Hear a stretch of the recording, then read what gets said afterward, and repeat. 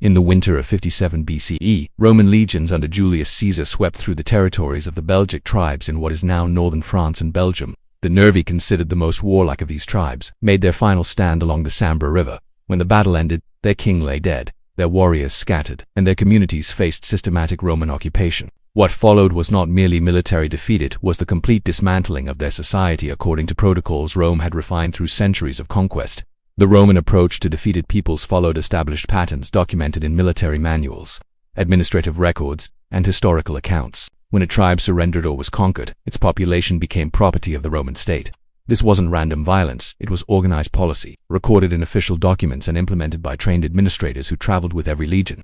Women of conquered tribes faced categorization based on perceived value. Common women, farmers' wives, craft workers, the general population were processed through slave markets that operated throughout the empire.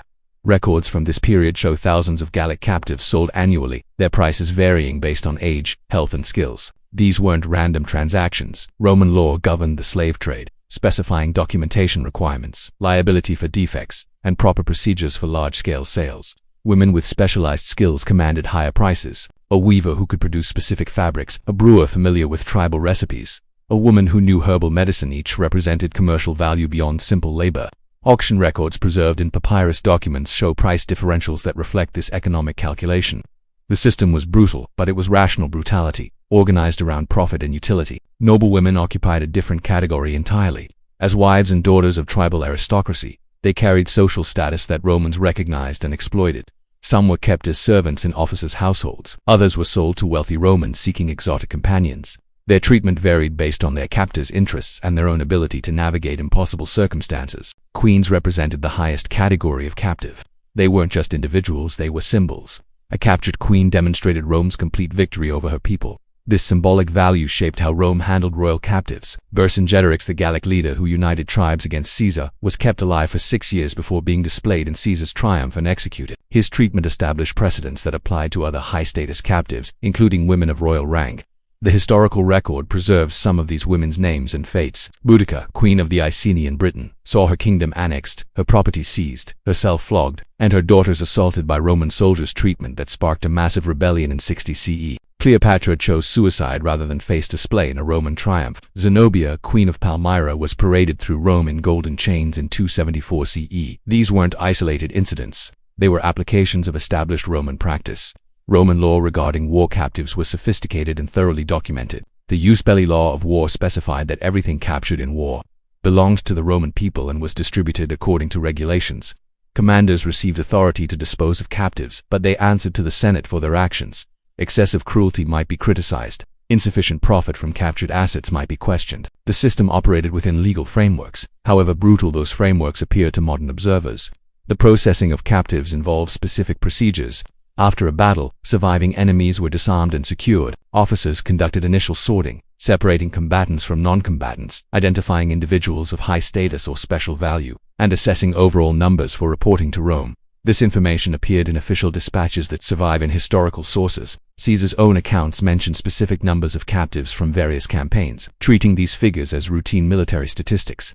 For women of defeated tribes, this system meant their fates were determined by factors they couldn't control: their perceived beauty, their social rank, their skills, and their captors' needs. The documentation suggests significant variation in individual experiences. Some adapted and survived. Some resisted and faced consequences. Some found unexpected opportunities within the constraints they faced. What we know about these experiences comes from multiple sources: Roman historical accounts, archaeological evidence, legal texts, and occasional inscriptions that mention individual captives. These sources are incomplete and biased toward Roman perspectives, but they provide framework for understanding the systematic nature of Roman conquest and its impact on conquered populations. The Nervi never recovered as a distinct tribal entity. Their name appears in later Roman administrative records as a geographical designation, not a political one. The individuals who survived their defeat entered the Roman world as slaves, servants, or in other subordinate positions. Their tribal identities gradually absorbed into the empire's vast population. The mechanisms of Roman conquest weren't universally successful, and understanding why reveals important historical patterns. While Rome's military system was formidable, conquered peoples developed strategies for preserving elements of their culture, protecting vulnerable individuals, and occasionally resisting effectively. Tribal societies maintained networks that Romans found difficult to penetrate. The Druids, the priestly class that served religious and administrative functions throughout Celtic society, operated across tribal boundaries. Caesar devoted significant effort to suppressing Druidic practices, recognizing that their influence threatened Roman control. He banned their religious ceremonies and targeted their sacred sites. But archaeological and textual evidence suggests Druidic traditions persisted in modified forms for centuries after conquest. These networks could protect individuals and resources. When tribal leadership recognized impending defeat, they sometimes arranged for children, treasures, and important individuals to be moved to safer locations before Roman armies arrived. Archaeological discoveries of hoards buried during periods of conflict suggest deliberate concealment of valuable items. Whether such efforts succeeded depended on numerous factors, including timing, available allies, and Roman vigilance. Women in positions of authority possessed knowledge and connections that gave them tools for navigation within Roman systems. Queens and priestesses often understood multiple languages, maintained diplomatic relationships, and had access to resources hidden from Roman knowledge. Their effectiveness in using these advantages varied tremendously based on circumstances and individual capability. The historical record preserves examples of both cooperation and resistance. Some tribal leaders negotiated with Rome, accepting client status to preserve limited autonomy. Others fought until destroyed. Both approaches reflected rational calculations about survival and the well-being of their people. The Nervi chose resistance and paid catastrophically for that choice. Neighboring tribes that cooperated with Rome maintained some degree of cultural continuity, though they lost political independence.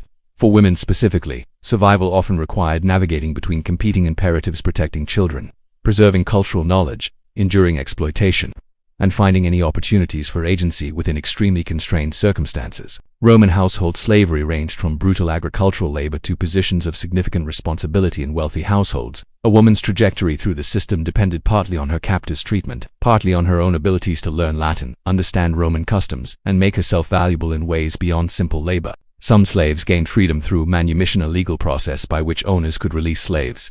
Roman law specified various methods for manumission and the rights of freed slaves. Former slaves remained connected to their previous owners through legal obligations, but they could own property, conduct business, and the children born after manumission were free Roman citizens. This created pathways for integration into Roman society.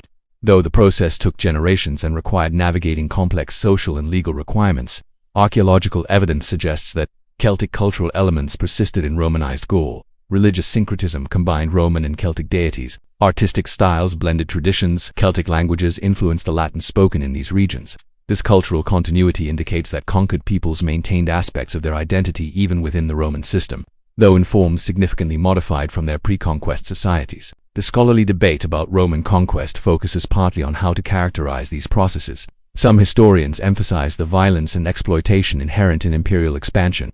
Others note that Roman rule brought roads, trade, legal systems, and urban development that some provincial populations benefited from. Most contemporary scholarship acknowledges both perspectives. Conquest was violent and exploitative, and some regions experienced economic and social development under Roman administration. These aren't contradictory observations. They reflect the complexity of historical processes that affected millions of people over centuries. For the Nervi specifically, their defeat was total and their recovery as a distinct political entity never occurred. But individuals with Nervian ancestry likely survived throughout the Roman period and beyond, their descendants eventually becoming part of the population of medieval and modern Europe. Tribal identities dissolved, but genetic and cultural influences persisted in forms difficult to trace through historical records. Understanding these events requires acknowledging both the systematic brutality of Roman conquest and the resilience of people who survived it. The Roman system was organized, legal, and devastating. Conquered peoples developed strategies for survival, preservation, and resistance within extraordinarily difficult circumstances. Some succeeded, many didn't.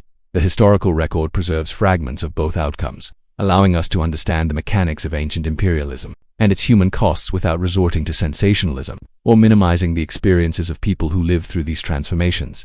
This history matters because it illuminates patterns that recurred throughout human history: how empires expand, how conquered peoples respond, and how individuals navigate systems designed to exploit them. The specifics are ancient, but the dynamics remain relevant for understanding historical processes across multiple eras and regions.